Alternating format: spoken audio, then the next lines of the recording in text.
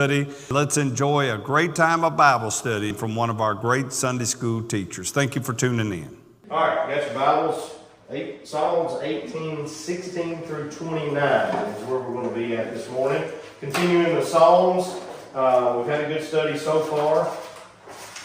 Just a little background about Psalms 18. This is a Psalm of David, and we know that because it literally opens in Psalm 18 to the choir master, Psalm of David. So, a little background on it. It was written roughly around 1019 BC.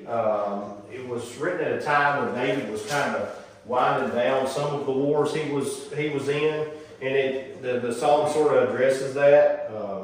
Just a few things that were going on in the rest of the known world at that time, at least. In 1019 BC, to give you some context, Mesopotamia, which was considered the cradle of civilization, had already seen the development and widespread use of various technologies, some even dating back further than 1019 BC, but this included the wheel for writing, this included the development of the wheel, writing, which they called cuneiform, irrigation systems, mass-produced pottery and bricks. The plow was invented during this time, and we saw widespread metalworking. It was initially copper, and then it was bronze that they used later. Astronomy, mathematics, medicine, surgery, and construction techniques, like the corbelled arch, which we see a lot in building now.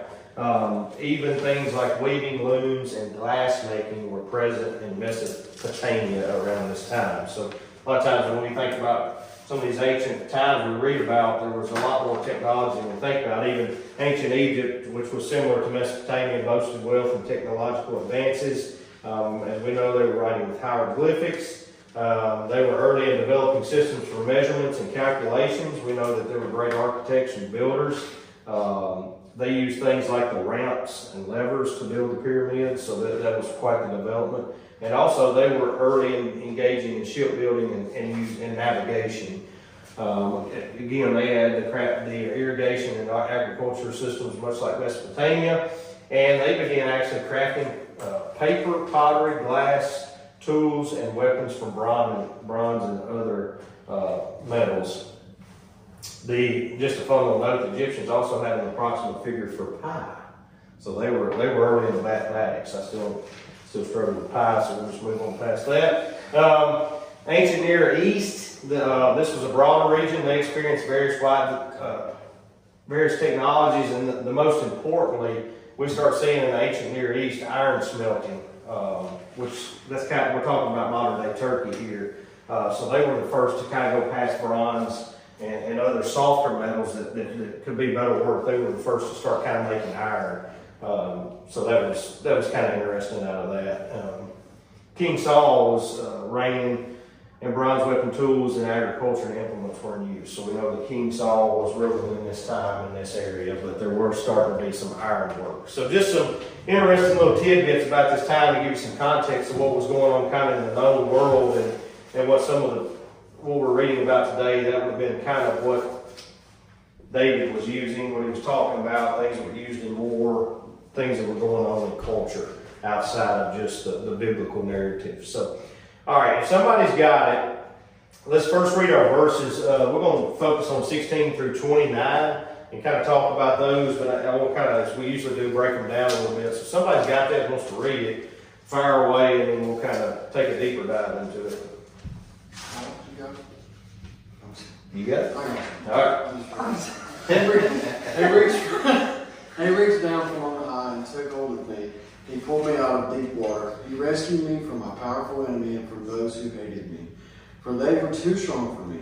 They confronted me in the day of my calamity, but the Lord was my support. He brought me out to a spacious place. He rescued me because he delighted in me. The Lord rewarded me according to my righteousness. He repaid me according to the cleanliness of my hands. For I have kept the ways of the Lord and have not turned from my gods and wickedness. Indeed, I let all his ordinances guide me and have not disregarded his statutes. I was blameless toward him and kept myself from my iniquity. So the Lord repaid me, according to my righteousness, according to the cleanliness of my hands in his sight. With the faithful, you prove yourself faithful. With the blameless, you prove yourself blameless. With the pure, you prove yourself pure. But with crooked, you prove yourself shrewd. For you rescue and oppress people, but you humble those with haughty eyes. Lord, you light my lamp. My God illuminates my darkness. With you, I can attack a barricade, and with my God, I can leap over a wall.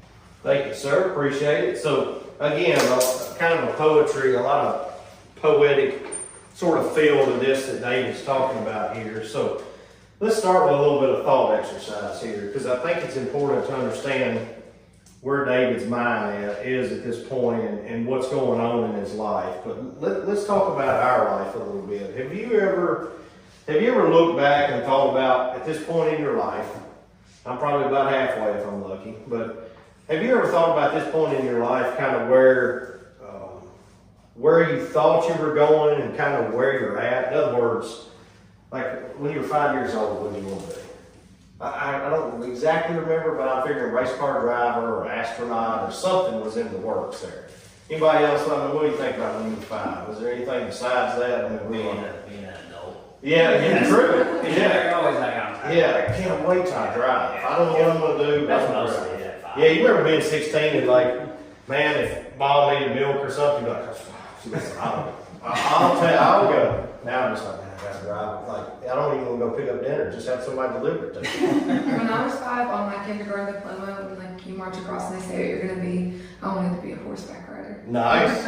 Hey, don't give up on your dream. You can still do it. Actually, it said that she would teach me. Oh, well, there you go. See? So, We got a lot of Brother connections. Steve said he just wants to watch. Okay, well, hey, mark I me think it's down. gonna be a disaster. Mark me down for that too. So, all right, so we got a horseback rider. Anybody else have anything you remember about wanting to be? I don't think it was any good ideas at this point, but I think everyone wanted to be Michael Jordan. yeah. Hey, I would love to have been able to dunk the basketball. Yeah. That would have been awesome. Without the help of a trampoline. 6 rings, Hall Yeah. of Famer. Yep. All the things. Yeah, I know. You had it all. Had it all. But, all right. Fast forward to when you were 15. All right. So you now start to get some thoughts about what you want to do, what you want to be. You know, you're in high school at this point. What about the 15-year-old you? Think back. Probably not still holding on to the race car dream at that point or the astronaut, but kind of what did your mind start to shift when you got into your teenage years about what you wanted to do, what you wanted to do? I remember I wanted to be a game warden. I had that in my mind because I was in the woods all the time. That's still accomplishable. It is. Then I realized there's only like 1 or 2 per county, so it's like you gotta wait. I mean, I have to wait on somebody to die to get that job. But Maybe shit's right. yeah, that's what I should do. It's shivering right in the back. I said, all right. You go. What else? What are some of the things? You start thinking a little bit maybe about what you want to, college is getting close. I remember I was a freshman in high school, you know how like you set up your classes like, oh, you want to do technical paths. Oh, yeah. Yep. I remember And that. I remember I was like, I want to be an airline pilot. Yeah. Nope. Nope. Hey, that's funny you say that. Pilot was on my pretty high list of things I wanted to do. And I still, one of my regrets is I get my pilot's license after I graduated college and started making a little tiny bit of money, and I had all kind of time in the world. Wasn't married, didn't have a family, just sit around and like, well, I could either get a pilot's license or play video games. Video games sounds fun. Let's do that. Looking back, that was a big But you're mistake. so good at video games. But I am. No, I'm not anymore. That's the thing that took advance for me. I We mean, can bring out the old Halo too. Yep. I'll be ready. If it's old Xbox, I might be pretty good at it. What else? Anybody else think of some things? You start thinking. I feel like at this point, the ladies were a little bit more advanced in their thinking. They were probably thinking about their careers. So you're probably starting to think of music or nursing or whatever. I'm gonna go somewhere in the medical field. Yeah, so yeah, Not that's at all what I did. Yeah. I mean, we're still trying to figure out how to be a race car driver. Y'all are like actually thinking about a career. So I was called to ministry when I was 15. yeah. And you see a lot of that probably when the call to ministry about that age. Yeah, I didn't actually start doing that until I was 17 is when I started working. Yeah. Seems like when we talked to John too, he was fairly early about that age too when he felt like that call. So Yeah, it's either really early or really late. yeah, it's funny how that It's works, never isn't it? Yeah, probably biblically that way too, you think about it. Like David obviously was called fairly early, Yeah. but then Paul was, you know, Late. pretty late. So, we might be able to something. Well, that's a lesson for today. So, yeah. What else? Okay, let's shift to into high school, start at college. What do you, at this point, at some point in high school, I decided I want to be a doctor. I was like, okay, I want to be a doctor. I don't know why. And then about the time I was getting ready to graduate high school, I realized that if I was going to be a doctor, I was pretty much starting back in kindergarten again. Because I was going to have to go 12 to 15 more years. Probably 15, just me trying to get through it. So I was like, I'm changing my plans. I was a nursing major, if you can believe that or not. And I made it exactly half a semester when I went to school. This ain't it. When I saw the list of science classes and anatomy and physiology, and I sit through about a half of a class.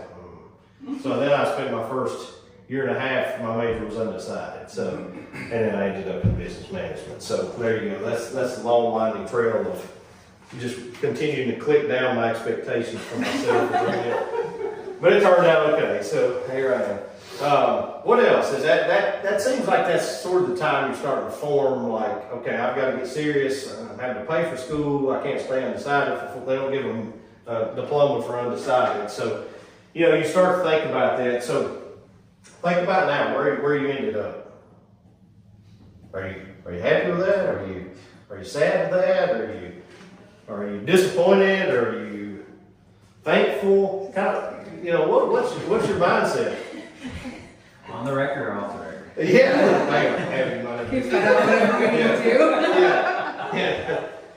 I mean, we'd always think like that. Would it have been cool to be an astronaut? Sure. But as I look back on my life and where things have fallen, there's probably a couple things I'm a little disappointed in. I didn't do, like pilot's license. I wish I'd have done that, but some odd things in. Yeah, but overall, I'm happy with where I'm at. The Lord's took me a certain direction, and I feel, like I'm where God wants me to be, and He put me where He wanted me to be, and that's the pilot's license. I'm still sort of back there. But, I mean, is that kind of everybody's general consensus? Does anybody feel different about that? Are you happy? You indifferent? Because I think it's interesting to take a look at David's life, and we'll talk about this a little later, but I kind of wanted to set that stage and just kind of think about ourselves for a minute, put ourselves maybe, sometimes it's hard to think about putting yourself in the shoes of our biblical heroes that we've always read about, but David is a great example to look at in our life, even if we're not slaying a giant or ruling over the kingdom of Israel. It's easy for us to look and put ourselves in some of the spots he was in his life, and that's what we're going to talk about in these passages today. And I want to take a deeper dive, and as we're reading this, think about what maybe David's plans for his life were and what happened with his life. So, let's take a second, because I'm not sure that I want to make sure we all understand kind of who David was and who he became. So, he was one of, does anybody know how many sons there were? How many sons Jesse had? Trivia question? Close. 8. That's it. One of 8. He was one of 8 sons. What was he? We know? The youngest. The youngest, right? And considered kind of the weakest of the bunch, right? His brothers looked at him. His brothers didn't really, they saw him as an outcast. He was sort of an outcast in the family, which is why he was sent out to be in the fields as a shepherd. What happened to him at a very, very young age? Does anybody know what happened when he was very, very young? His mom died? No, they actually think that in that show. That's not true. Did you know that? His mom didn't die like that. Well, not like that, but she Yeah. passed later. Later. Their Bible's never really clear on it. But yeah. She didn't die by the lion killing him. I'll say that. Yeah. He killed something. Yeah, he killed a lion. That part is accurate. And he killed a lion, he killed bears, which is part of the reason why he may not have been as afraid of the 9-foot giant. I mean, if you kill a lion and a bear, you figure like that. I mean, probably had this 9-foot guy. What happened to him about the age of 15-ish, I think is about right. We're not exactly sure. What happens to him about the age of 15? Do you know? He gets a visit, right? He's anointed. He's anointed king. Yep, Samuel anoints him king. Now, does he immediately become king? No, that's a long winding road, and that's part of what we're talking about today in Psalms 18. But could you put yourself in that shoes for a second, that you're out in the field tending sheep, and Samuel, who was a legend amongst the Jewish people, I mean, he was a prophet, and he shows up and anoints you king, and you're 15-ish years old, and all of a sudden you're like, what am I supposed to do with this? I don't understand what's happening here. Could you take, that's what, well, part of my point, if I put the age of 15 in there, could you imagine you're just trying, you got your learner's permit, and you're trying to figure out not how to drive in a ditch, and somebody shows been like, "Can I come into work tomorrow?" yeah, it's like, what? Am I doing it now? Am I like, yeah, where's the ground and all the stuff that comes with it? Yeah. So you put yourself in those shoes, and somebody shows up, and so, by the way, you're going to be basically king of everything, like Burger King. Like, what are we talking about? Yeah, but he takes that views, and he's okay with it. But I still got to believe that, like, did you imagine the sleepless nights? Mm-hmm. Yeah. Oh, you got a point? Well, I was gonna say, I Yeah. can see how easily, like, you could either be really confused, or like a 15-year-old could let that really get them the big head. Oh yeah. Like, and mess it up real bad. You Yeah. know, the fact that he didn't let it go to his head and then muddle that up. Yeah. A lot. Which is obviously in God's wisdom. He knew who David was and knew his heart, and Samuel as well. I mean, God had told him, like, this is the dude. He's going to be the dude. So yeah, that's what I say. You think about at 15, I'm just trying not to drive off the road, and this guy's becoming the greatest king in history. I mean, let's be honest. He's the best of the best. Still the litmus test for rulers of the world. We also know with the big parts of it that we've all learned, he was pretty famous for taking down the giant, which we believe he was around 15 or 16. It's pretty soon after he was anointed king that he would have taken down Goliath. And just merging into where we're at in these verses today, what happens with David after, at this point he kills Goliath, right? And his star started to rise among the people. Like, he comes onto the scene, he's the next big pop star, that shows up. So what starts happening with the people of Israel? They start looking at David like, man, obviously the hand of God is with this guy. So what happens what happens then? What happens with Saul? He was so jealous. Yeah, super jealous. Like, Saul was kind of losing his mind a little bit, and that just kind of shows, he just dives deep into that, kind of him losing his mind a little bit, because the favor of God fell off Saul, right? I mean, God was with Saul, but then it was off of Saul and it was on to David. So Saul becomes very jealous and tries to kill David. So what happens to David? He goes on the what? He goes on the lam, right? He's on the run, and that's part of the story that we always fail to mention sometimes is David spent his formative years on the run from Saul, like on the run. Roughly probably about a decade, if, back and forth and moving around different places, but he spent roughly about a decade on the run from Saul, his formative years. And after the death of Saul, he finally did ascend to king, but he was first king of what? He was king of his tribe, right? He wasn't just automatically king of all of Israel. He spent about, I think it was 7 years and 6 months. He ruled over Judah and Hebron, and then over all of Israel and Judea for 33 years in Israel. And this is all according to biblical accounts, so we feel good about those timelines. So David ruled for 40 years total. 7 years, 7.5 of those years were over his tribe, and the other 33 were over the entire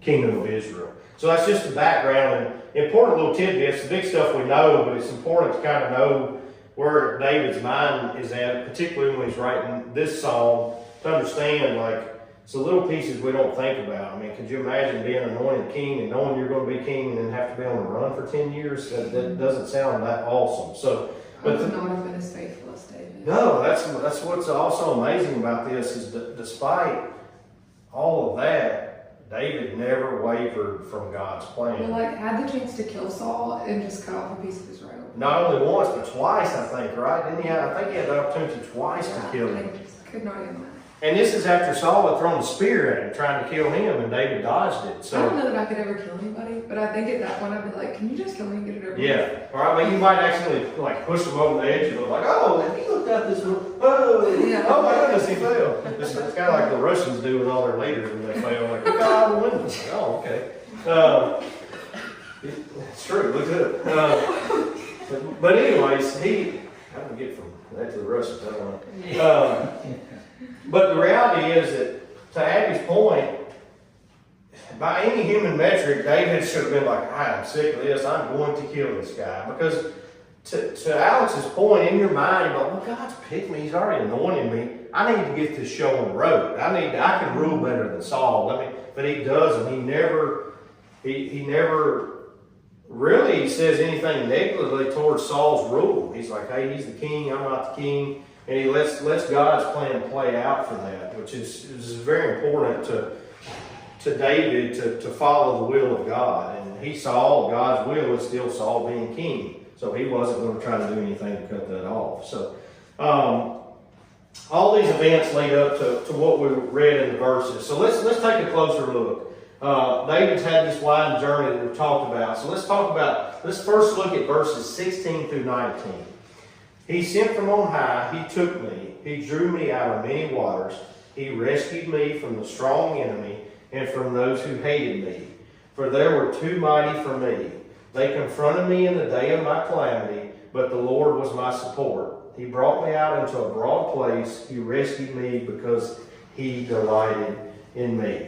Again, David's using very poetic language here, talking about God reaching down and saving him. What is he saying here? Just when you take and look at that closer, he sent me out on high, he took me out, he drew me out of many waters, he rescued me from my strong enemy and from those who hated me, for they were too mighty for me.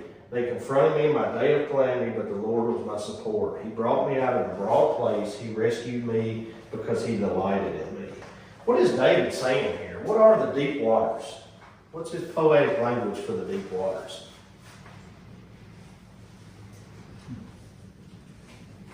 He sent from me on high, so he's talking about God comes down. He took me, he drew me out of many waters. And some kind of translations are dark waters, I think. But the many waters, what was the many waters that David was in? I think it kind of starts with like before he was anointed, like the path for his life, like he was pretty much nothing. No, he Like wasn't. shepherds are like the lowest of the low. Yeah, they stunk, they slept in the field, they spent all their time with farm animals. I mean, they were as low down as it gets. That was the bottom of the... And there was really not much hope of like going anywhere else. No, more likely he's going to end up dying. Something's going to kill you, probably. Yeah. I mean, obviously, you can fight off lions and bears.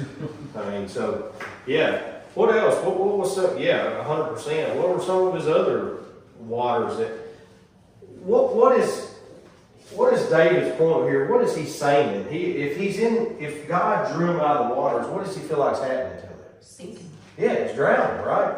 He feels like he's drowning. So what are some of those waters that God's pulling him out of? To Abby's point, his early life of being a shepherd with really no much of a future. What else? The bear, Yeah. Goliath, Yeah. Saul. All of it, right? They're trying to kill him all the time. Yeah, Saul's trying to kill him. He's fighting all these enemies. What do we know about when David was going to war against all the surrounding nations?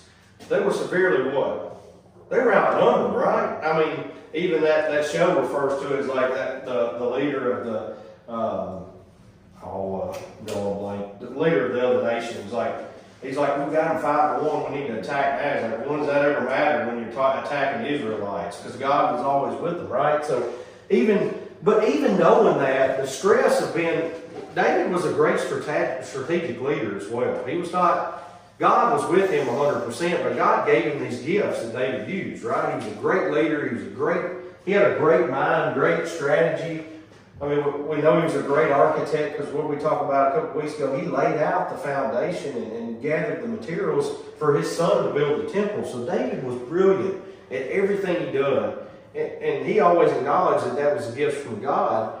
But he even having that faith in God from a human strategy standpoint, when he's looking at all these enemies around him, he's like, All right, he gets through and kills this group of people. And here comes the next one. Here comes the next one. Here comes the next one. And you're outnumbered and you're trying to figure out the strategy. That would have felt like a drowning for David. Even though he had the faith, he's still saying, man, I'm drowning if I try to do this by myself or on my own. Symbolism here, like, I'm thinking of like Simon Peter when he's walking on the water. Yeah. At that point, he was drowning with situations with his wife losing a child. Yeah. And he's drowning in that. Yeah. And, you know, Jesus had him walking on the water. He's pulling him out of that water. Yeah. And so, like, that same symbolism there, time. Yeah. You know, that's one of my favorite, not to rabbit trail here a little bit, but that's one of my favorite.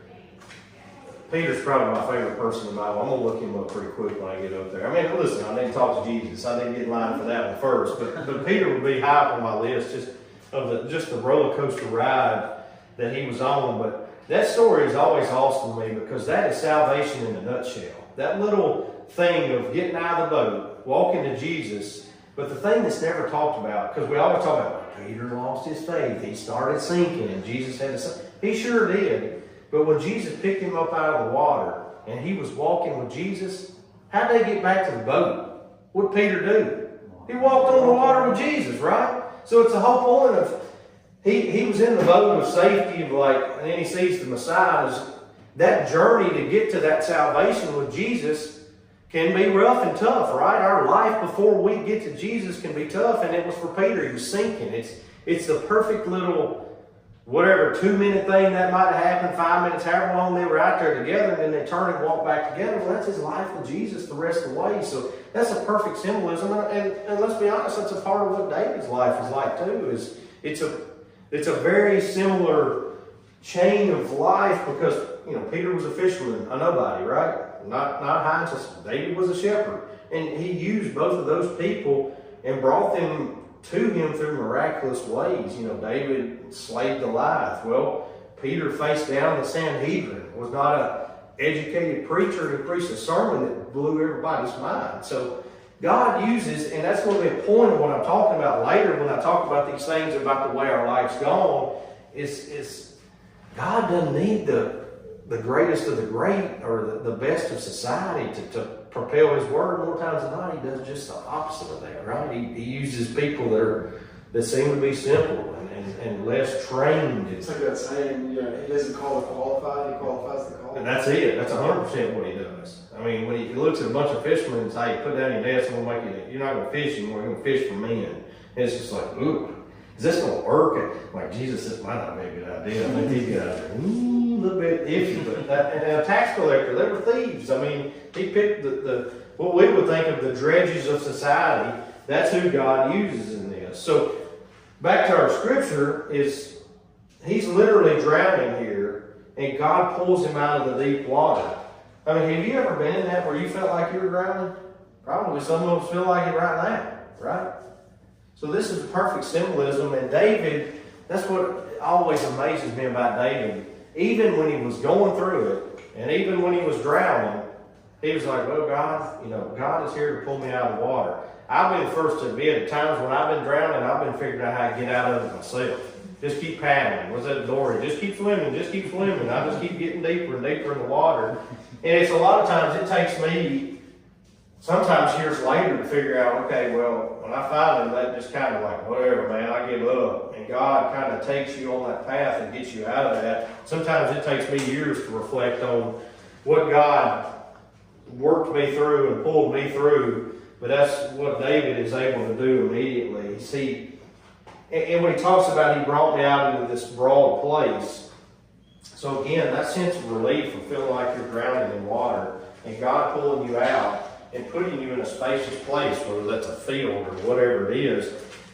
But there's a little symbolism here too, and that David was calling back on history with this a little bit. What else did God do when he pulled his people out of where? Egypt, right? He's kind of referring a little bit to a little bit of historical thing too. David's saying, look, much like the people of Israel, you pulled them out of a dark place in Egypt, and you brought them where? Where'd you take them? Into a broad place, right? He first took them out in the wilderness, which you can't get any more broad than that, and then took them to the promised land, the land of milk and honey. So David is is sort of taking a historical reference back to a spacious place here when he was talking about God taking his people out of Egypt and putting them into the wandering through the wilderness and then taking them into the promised land. So, ironically, also, how long did they wander in the wilderness? Anybody remember? 40 years. It's funny how that is. Funny how numbers work in the Bible. How long did we say David ruled? 40 years. Interesting. Now, I'm not saying there's anything to it, but it's always interesting how there's a lot of things that always tie together in the Bible. 4s and 7s. 4s and 7s and lucky numbers. So, yep, for sure. All right. So let's take it. Let's jump ahead to verses 20 through 24. The Lord dealt with me according to my righteousness, according to the cleanliness of my hands, He rewarded me. For I have kept the ways of the Lord and have not wickedly departed from my God. For all His rules were before me, and His statutes I did not put away from me. I was blameless before Him, and I kept myself from my guilt. So the Lord has rewarded me according to my righteousness, according to the cleanliness of my hands in His sight. That's a lot. I wrote this before Bathsheba. Well, it's interesting, isn't it? Because as soon as I read this, I'm like, what? He did what? Because we know David did fail, right? And he did. Let's jump over real quick. You bring that up. So I'm going to read you this. This is 2 Samuel 12. It says this. The Lord sent Nathan to David. When he came to him, he said, there were 2 men in a certain town, one rich and the other poor. The rich man had a very large number of sheep and cattle, but the poor man had nothing except one little lamb that he had brought. He raised it, and it grew up with him and his children. It shared his food, drank from his cup, and even slept in his arms. It was like a daughter to him. Now a traveler came to the rich man, but the rich man refrained from taking one of his own sheep or cattle to prepare a meal for the traveler who had come to him. Instead, he took the small lamb that belonged to the poor man and prepared it for one who had come to him. David burned with anger against the man and said to Nathan, as surely as the Lord lives, the man who did this must die. He must pay for the lamb 4 times over, because he did such a thing and had no pity. Then Nathan said to David, you are that man. This is the Lord, the God of Israel says, I anointed you king over Israel, and I delivered you from the hand of Saul. I gave your master's house to you, and your master's wives into your arms. I gave you all Israel and Judea. And if all this had been too little, I would have given you even more. Why did you despise the word of the Lord by doing what is evil in His eyes? You struck down Uriah the Hittite with the sword and took his wife to be your own. You killed him with the sword of the Ammonites. Now, before the sword will depart from your house, because you despised me and took the wife of Uriah the Hittite to be your own. This is what the Lord says. Out of your own household I'm going to bring calamity on you. Before your very eyes I will take your wives and give them to one who is close to you. And you will sleep with your wives, and he will sleep with your wife in broad daylight. You did it in secret, but I will do this thing in broad daylight before all Israel. What is Nathan talking about there? What David did? When he saw Bathsheba, and he basically had her husband killed. He sent him to the front line, did everything he could to make sure he was killed. So when you read this passage that we're talking about here, it's like, well, wait a minute. How is he talking about being blameless when all these things happen? But what's important here is to read this last verse. And this is verse 13 and second. Then David said to Nathan, I have sinned against the Lord. Now, David immediately knew that he had sinned. And what is the one thing that David always was when he did something wrong? He fell on his face and asked God for forgiveness and immediately knew that he'd done wrong. And he did the same thing here. Now, did that remove the consequences from David? Absolutely not. It was hell for David there. That him and Bathsheba lost their firstborn. I think you brought that up a couple of weeks ago when we were talking about this. His family tried to overthrow his kingdom. His family was a mess because of all this. I mean, a big mess. But the fact is, David always had the repentative heart. That was probably David's greatest superpower. Despite killing a giant, despite all the things he'd done, ruling over the kingdom of Israel, he had a repentative heart, and when he messed up in front of God, he hid his face, and he did that in this situation. So when he talks about these things in verses 20 through 24, The Lord dealt with me according to my righteousness, according to the cleanliness of my hands, he rewarded me. For I kept the ways of the Lord and not wickedly departed from my God. For his rules were before me, and his statutes I did not put away from me. I was blameless before him, and I kept myself from my guilt. So the Lord had rewarded me according to the righteousness, according to the cleanliness of my hands. So what he's talking about is, when David talks about his hands being clean, we know from when David was anointed king and Samuel and God knew what David's inside, his heart, right? His heart was always right with God. But even though, despite the whole issues with Bathsheba and the things he did wrong, he always repented for that, but his outward display to God was the same as his heart too, right? That's what he's talking about, like being his hands were blameless. He's talking about the fact that he was always outwardly expressing his heart to God, like the things he did with his hands. If God told him to destroy these people, he destroyed them. If God told him to gather things to build, but you're not going to build the temple, he did those things. So the point is he always was doing what God commanded him, not only internally, but also externally, with the use of his hands. And it's important to note here that God did not reward David for anything that he had done, any of the great things. He rewarded him because of what? His faithfulness, right? David was rewarded not because he killed a giant, because because anything he had done, because he had faith and he relied on God. And that's what he's talking about here in those first couple verses there. Verse 23 and 24, I think it's worth talking about a little bit. David talks about being guilt, not having guilt and being blameless before God. But we know David was not perfect, right? We know that he had an affair. We know he did some things he wasn't supposed to. But again, he was always, and I'll say it again, his superpower was always having a repentant heart. He always went to God. He was never self-righteous with it all. We talked about it a couple of weeks ago, but if you'd done all this for God and you decided you were going to build a temple for God, and then God come to you and said, no, you're not going to do it. You're not going to build a temple. Well, I've already been gathering this stuff up to do it, and I had the dream, and I want to do it. No, you're not going to do it. How would 99.9% of us and 99.9% of the people in the Bible reacted to that? That was mad, right? Like, all this we've done together, God. I mean, you pulled me out of the field and then, killed this giant, and then I went on a run for a decade, and I did everything I was supposed to do, like you told me. And the one thing I want to do for you is build this temple, and you won't let me do it. Was that David's reaction at all? Not at all. He's like, fair enough, but I'll tell you what I'll do. I'll keep gathering materials, I'll lay it out, and whoever you decide to build it, will build it. And God blessed him through that, and because what he did, he said, it's going to be your son that builds it. And your sons will be great amongst all the people. And they were, because we know about Solomon. He was the wisest man in the world, right? He was the wisest man despite having, 700 wives and concubines. That doesn't scream wisdom to me, but that's just me. That seems like a really bad idea, but regardless.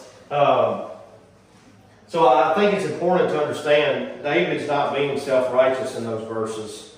He's just saying that God blessed him because he was faithful and did what God wanted him to do. So let's take a quick look at verses. We got to get Abby in there singing. Verses 25 through 29.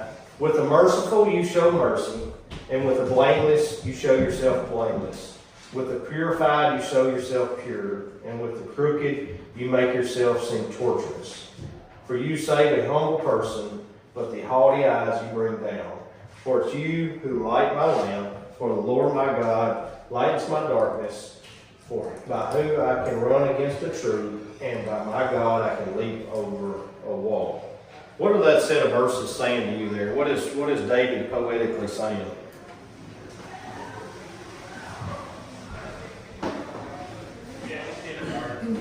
He's the God who sees. Yeah. I also think it's really interesting, and I know we have to get out of here, but I No, want to you're bring this up. fine. You're the one saying it. I'm not Okay. as long as you want. Well, so when Colton read it, his version said in verse 27, "For you save an oppressed people." Mm-hmm. And I think it's interesting that our versions say like mine and yours says humble and his says oppressed, because humble is like a self oppression, Yeah. like intentional, and oppressed. When it says oppressed, I think that that like signifies somebody else Oppressing. oppressing or Yeah. humbling Yeah. you. And I don't know why they're different. Yeah. I don't know. What translation are you reading? CSB. Okay. I do like that. Well, it makes me think of like you go through the barricade over the walls. Like, it's the same thing he said with Goliath. Like, I'm going to show you what my God. Right. He sees what I'm going through. He sees Yeah. what's happening. And I'm going to show you. Because that's the amazing part about David. You know, we know the story of David and Goliath, and the show that we're talking about does a great job of that. Like, he literally has no hesitation. He walks up, he's just there to deliver stuff. He's like, what's going on here? Who's this chump? Yeah, who's this guy they're screaming? I mean, he's defying God. He's not saying, and that's the key part about David. David didn't walk up and say, he's defying our army, right? He's defying the army. He's defying the people of Israel. No. He said, he's defying God. Who's this smart? You got something good to say on that too. And that's a long scripture. I mean, that's the whole reason why. He was like, yeah, he's basically defying my God. Oh, Yeah. No, Yeah. absolutely not. And that's what triggered God. That's what triggered David's mind. So I'll kill him. I mean, because it ain't gonna be me killing him.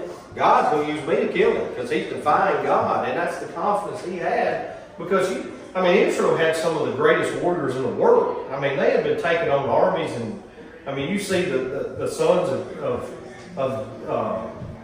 Saul. They were great warriors. I mean, Jonathan was a warrior, but none of them had the nerve to even take a half a step towards Goliath. And here shows up a kid with a slingshot and a bunch of cheese on a donkey. Like, I'll go out there and kill him. I mean, that's just how David's mind worked, because it was never what David was going to do, right? Yeah.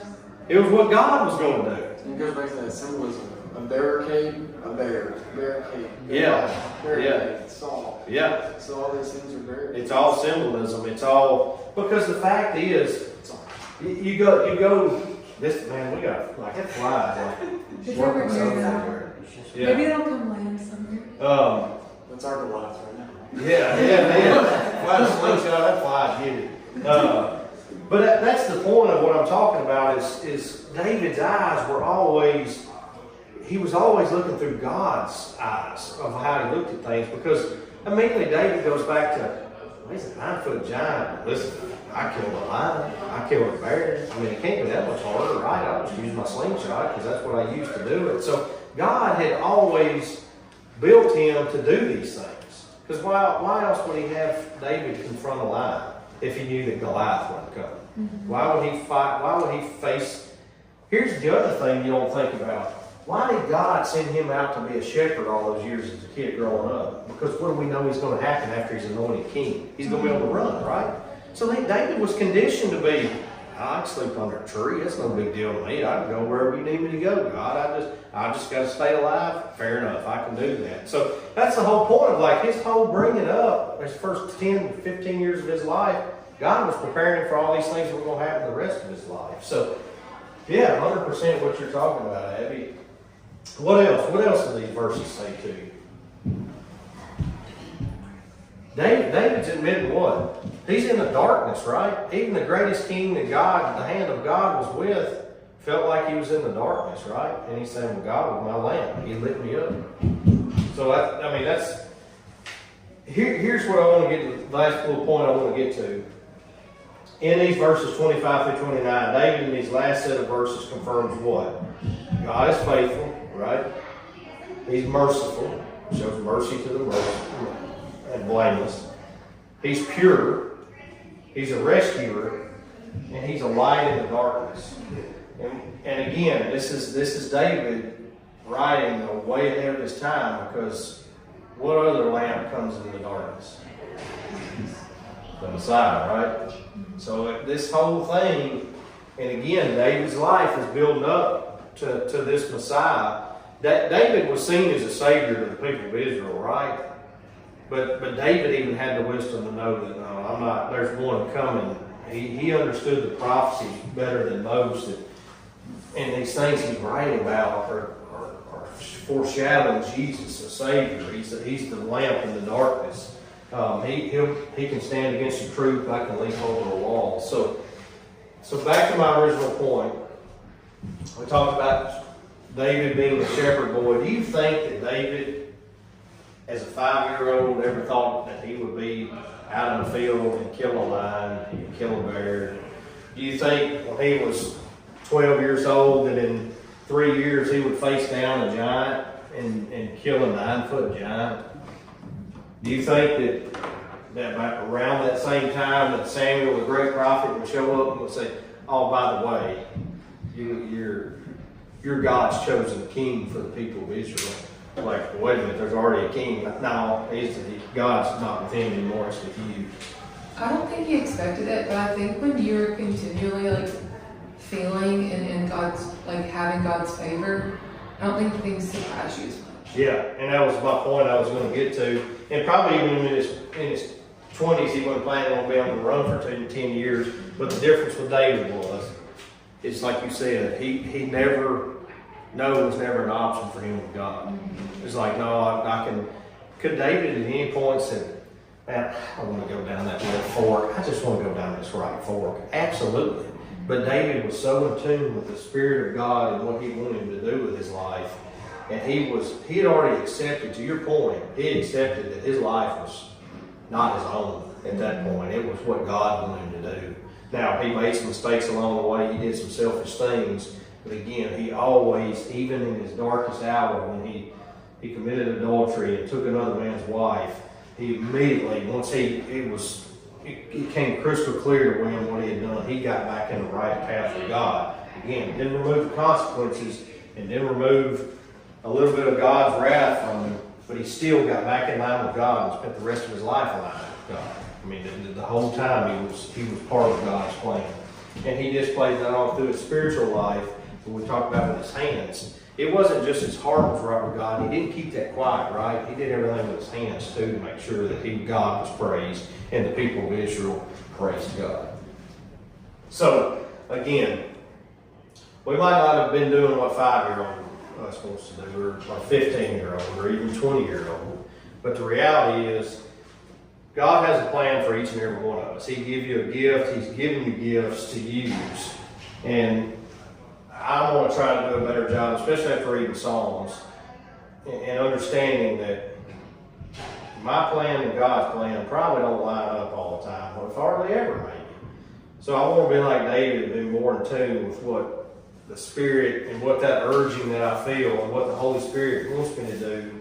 I want to be more in tune with that and understand, like, yeah, I don't have to be the ultimate planner of my life and be the one that lays out my entire life, because God puts me where He wants me to be. I'll be honest, I don't think 5, 10, 15, or 20-year-old me would have been standing in front of a Sunday school class, teaching a Sunday school class. So, and if that seems like what the Lord wants me to do right now, and that's what I want to do, but like I said, it's my prayer that all of us can stay in tune and take something from David and understand that, like, just let go, to your point, Amy. Just, sometimes I go with the steering wheel and let God take you where He wants us to go. Any other thoughts? Any closing thoughts on those passages? Good discussion this morning. Anybody got anything else to add? Alex, you got any wisdom you want to drop on us? Okay. All right. Save it for next time. Okay. I'll text it out. Yeah, just text it. Send it to me. Yeah. Snap it out. Maybe tomorrow. That's the thing. All right. Coffee, you close us with prayer? Sure. All right. Most gracious, loving, and heavenly Father, we thank you for the fellowship in the Sunday school class this morning. May you provide us wisdom and clarity and light in the darkness as we go through our daily lives this week. Be with those that we mentioned in prayer at the start of the class, and may you just shine your light upon them in their darkness. Lord, we praise you in your Son Jesus' name. Amen.